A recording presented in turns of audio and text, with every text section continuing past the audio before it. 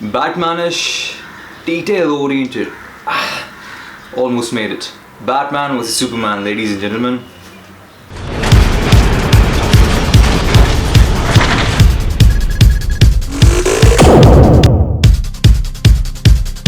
Best way Bruce Wayne's tragic story could have been wrapped up within few minutes.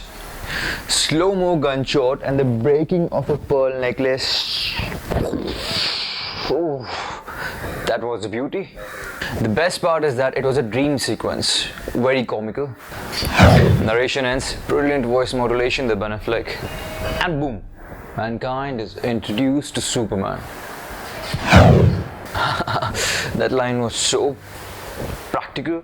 I mean, it smoothly got fit into the realm of something new. I mean, godlike being introduced to mankind. That line was that powerful. Clark Kent realizes that he has power greater than a god, and in the very next hour he has to fight a group whom he could relate to, who are the only people in the entire universe whom he could actually relate to. And the toughest part, he has to even make a choice to kill the last one of them.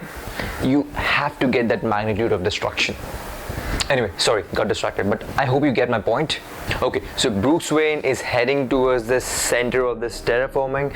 For me, he was a brave idiot. I mean, what were you thinking? How were you even going to empty the entire building? This is where Batman's logic comes in the picture. Even though it's out of his power, he was still tried, but he fails. So his anger gets a target to latch upon. What this movie failed at was to show how Batman got this screwed up, this brutal and this cold-hearted. But we learned that in the later half of the movie, so it's okay. But however, Suicide Squad justified his fear. Man fears what he can't control. Think from Batman's perspective. A man gone rogue can destroy people's lives. Joker, Two-Face, etc. A superpowered thug can go beyond that. Logic. Anyways, this Superman is very much new. He is naive, an innocent guy. Idiotish, maybe because of all the wandering in the wilderness. He should have known that man is an asshole who can do anything. He should have gotten rid of all his spaceships, his terraforming spaceships, but he didn't. Move to Lois Lane. I wasn't happy with the performance in the movie. Sorry, Amy Adams, you were lovely, but you couldn't pull off Lois Lane. I mean, your motive is to meet this person, this guy. When you're brought in front of him, you want to open a book and then you have to read what you have written. General, so are you a terrorist? Come on. There might be a reporter, journalist logic behind it, but establish it. Next, she gets caught and Superman comes flying to the roof and gets directly into a situation. She gives him a signal and then he has that smile, that smirk for a microsecond. Oof. That was typical New Age Superman. I'm not going to explain you what that is. For that, you'll have to watch my Man of Steel movie review. Lois's bathroom scene, I have realized and also read about it that Superman can't have sex. I mean, super guy, Man of Steel, his junk could literally rip Lois's downtown, and during climax his shoot could be like a headshot for Lois Lane. Him with Wonder Woman is the only way he could live his life, but more on that later. Enter Batman. This scene was a total horror movie scene. Even my girlfriend got scared of that. I was like, Snyder, if you ever make a movie, a horror movie specifically, then you would rule that genre. Batman being the core of terror, hiding, stealth mode, ninja, and then crawling out, leaving his mark behind. Nice. He enters the Batcave and we see his and Alfred's on-screen relationship. We see his detective work, which is missing in all the previous movies. Bruce Wayne doing Batman's work. Highly detail-oriented, soulfully acted, and widely accepted. Enter Lex Luthor. I would have loved it if Jesse Eisenberg would have been able to portray this character in a different manner. I mean, the acting, the character style has been portrayed many times before, but that disturbed of a personality with daddy issues and loop thoughts and nice touch. So we are introduced to a manipulator, a puppeteer, Lex Luthor. Among all this build-up, this tension, Clark Kent is noticing how much of the anger his alter ego is receiving, which is morally disappointing and depressing. This was rightfully established. I loved it. The most beautiful part about this movie is that how elegantly Snyder has portrayed disturbed, scared, horrified, mentally scarred and emotionally beaten up Bruce Wayne is. This is via his dream sequences. Lois is doing her journalist thingy. This is where Amy Adams did fine. So Bruce Wayne knows that Lex Luthor is up to something and he wants to get in. So Alfred helps him out. Here Snyder shows us a sneak peek into Batman's past. Enter Wonder Woman and hey! Bruce Wayne and Clark Kent meet up. Damn. Ben Affleck was good as Bruce Wayne, and here we see more of Jesse Eisenberg's socially awkward and ADHD symptoms. While Superman is learning about the world's view on his existence, Jesse Eisenberg is prepping his pawn for his next move. Now, Batman acts as a very obsessive person and tracks Diana down in a party where she hands him over his gadget. Afterwards, we see him deciphering that gadget in a giant-ass Batcave. And all of a sudden, a post-apocalyptic world ruled by either Darkseid or Superman is shown. Now, I love the fact that these people wrote the scene from the pages of And This Is Gods Among Us, Batman's Rage, Parademons, Superman going all laser.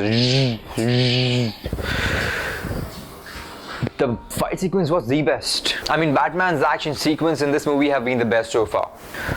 Establishing Justice League, DCEU in such a manner was a very brilliant idea. And in this panic and confused situation, we see Flash. As per the comics, every time Flash tries to reach out to someone, tries to contact someone from the future, and that person dreams about it, that means that particular dream will come true. Which of course is now true, that Darkseid is going to happen. Now in the next scene, everyone gets what they want. Clark receives a note. Batman and Alfred have an argument where their thoughts clash. And Snyder gives us another Batman chase sequence where the Batman and Superman meet for the first time. Superman orders him to stand down and Batman, like a fattu, says something, post he flies away. It was as if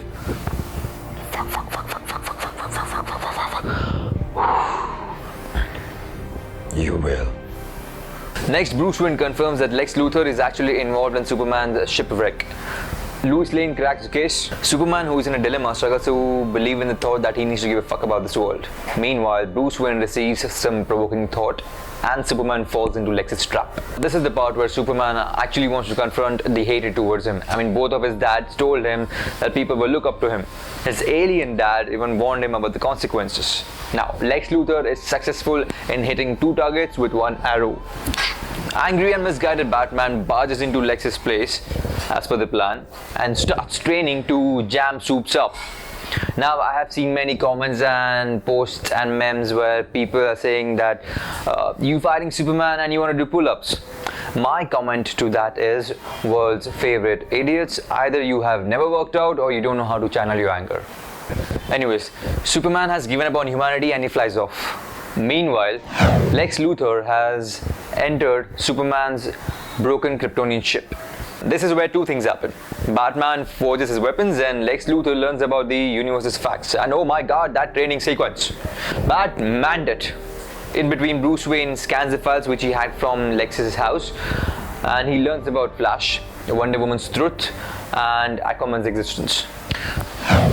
Lex by now has begun his experiment. Superman is still fighting his conscience and Batman by now is ready to bring the man in the sky down to his knees. And ha! Batman armors? I was really pumped for this because of the trailer and everything. Anyways, Batman is in Gotham City kicking rocks waiting for Superman to fly down.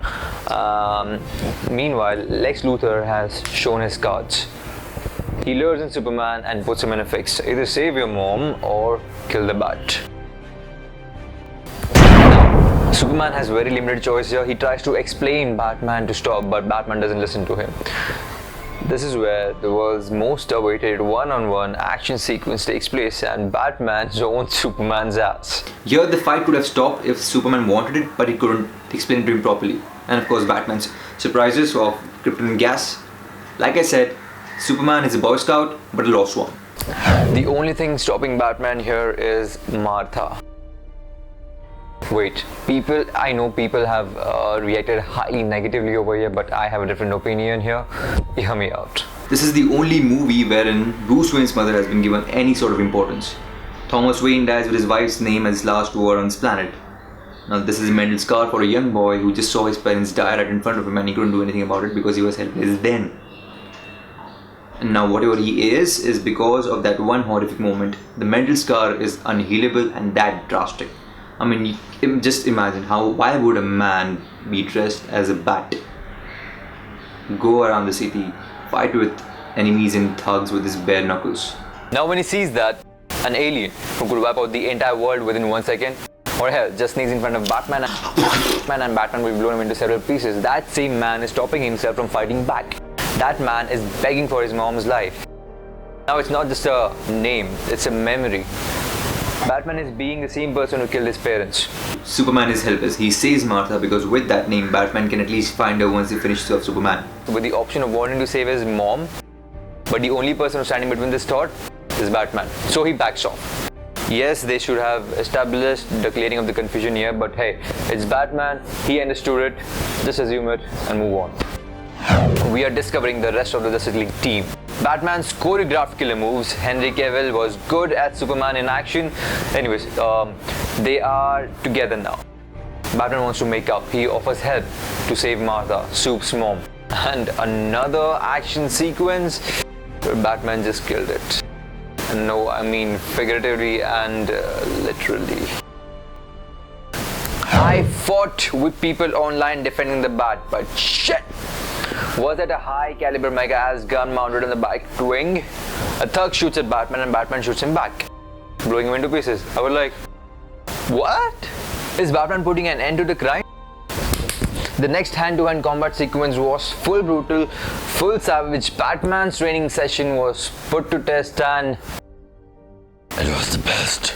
You know what? Batman was aptly portrayed, all of his bat element, be it vehicles, plane, cave, allies, apt. This character was really strong in the storyline.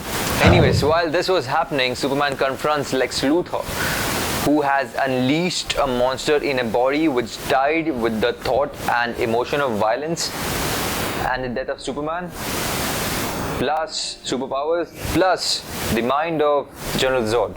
If you would have noticed, Jor-El had left a scar on his left temple during the small fight when he launched Superman off to Earth. That scar could still be seen on Doomsday's left temple. That detail oriented and continuity, man.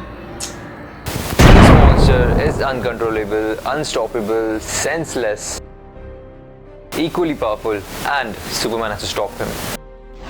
Comic accuracy scene, the nuclear blast, Superman sacrificing himself yet again and then floating around in the space in a commodore ship, and then that slight sun rays falling on him and then him regaining the healing.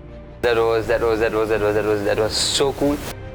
Meanwhile, Batman is trying to keep Doomsday at bay, keeping him away from the people, which is when he cracks Doomsday's weakness because he is Superman's byproduct and number one to Batman's rescue, which is when even Superman joins them. Cockblocker. Beautiful fight, the energy, VFX, concept, logic, comic accuracy. Wonder Woman's character was properly justified. Superman was going all mellow here and Batman was only running and dodging, being a spectator. If he was given a fighting sequence like that of him raining gadgets on Doomsday's face or fighting with Doomsday like of the concept art, it would have been much cooler, but Doomsday keeps getting stronger with every hit, so him keeping out of the fight was a good idea, maybe. Anyways, Lois Lane is at the same spot where she sort of stopped Batman from murdering Superman Post which she throws away the weapon, the kryptonite spear, into the water. I think she's in the movie only to throw away things. Now when Doomsday unleashes his energy blast, Lois Lane, to cover herself, jumps into the water, which is again covered with rubble. When Superman realizes that, he flies towards her to rescue her again, which is when he also learns her purpose of jumping in the water. And fetches the kryptonite spear, which Lois Lane throws it once again. Now Superman has taken shitload of beating in the span of half an hour, and he still has the strength to even lift that kryptonian spear. Now Wonder Woman is busy because she's holding on to him. Batman is powerless, and the only person that's left is Superman. He understands that, and also the risk and consequences which are going to come because of his next step.